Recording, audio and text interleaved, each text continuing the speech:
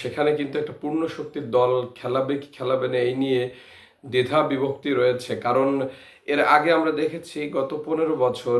মুশফিক মাহমুদুল্লাহ, তামিম ইকবাল, মাশরাফি তারা কিন্তু তুলনামূলক কম শক্তির দলের সাথে সবসময় নিজেদেরকে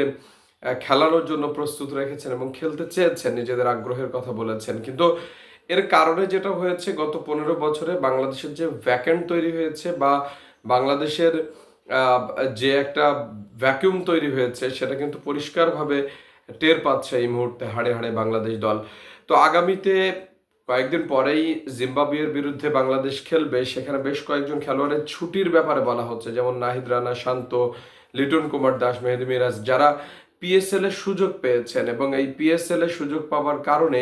তারা সেখানে খেলতে যাবেন যদি বাংলাদেশ ক্রিকেট বোর্ড তাদেরকে এনওসি দেয়। তো এই বিষয়টা কিন্তু অবশ্যই ক্রিকেট বোর্ডকে মাথায় রাখা উচিত এখন আমরা মনে করি, কারণ তা না হলে একটা জেনারেশনাল গ্যাপ যেটা তৈরি হয়েছে এই গ্যাপটা আরো বেশি বড় হবে। বিশেষ করে জিম্বাবুয়ের বিরুদ্ধে যদি দ্বিতীয় বা তৃতীয় সারির দল খেলানো যায়, যেটা আপনি দেখবেন যে ভারত করে, ভারতের কিন্তু অ্যাট এ টাইম ইন্টারন্যাশনাল ক্রিকেটের জন্য 3টা টিম সবসময় প্রস্তুত থাকে। প্রথম টায়ারের দলটা তো থাকে, সেকেন্ড থার্ড টায়ারের 3টা দল তারা তৈরি করে রেখেছে। পাকিস্তানের দলটা ইদানিংকালে খুব বাজে সময় পার করলেও তাদের যে খেলোয়াড়ের ঘাটতি নেই সেটা কিন্তু আমরা পরিষ্কার দেখতে পাচ্ছি। তো একটা বিষয় বলতে হবে যে বাংলাদেশ আগামীতে যদি ভালো করতে হয়, নানা মাধ্যমে কিন্তু গুঞ্জন রয়েছে, বিভিন্ন মানুষজন ফেসবুকে পোস্ট করছেন যে বাংলাদেশ জিম্বাবুয়ে হয়ে যাচ্ছে। সেই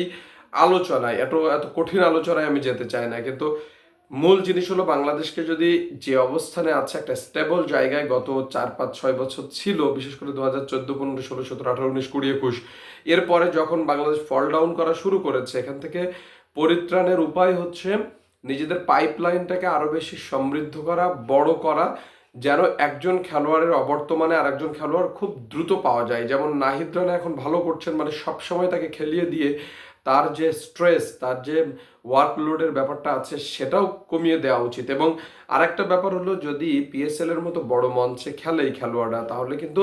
ড্রেসিং রুম শেয়ারের মধ্য দিয়ে তাদের যে অভিজ্ঞতা রয়েছে সেই অভিজ্ঞতা আরো বেশি বাড়বে। আর তাই আমরা দাবি জানাই যে এই খেলোয়াড়দের যারা পিএসএল এর সুযোগ পেয়েছেন তাদেরকে এনওসি দেয়া, এবং আইপিএলেও আগামীতে সম্ভবত তাসকিন,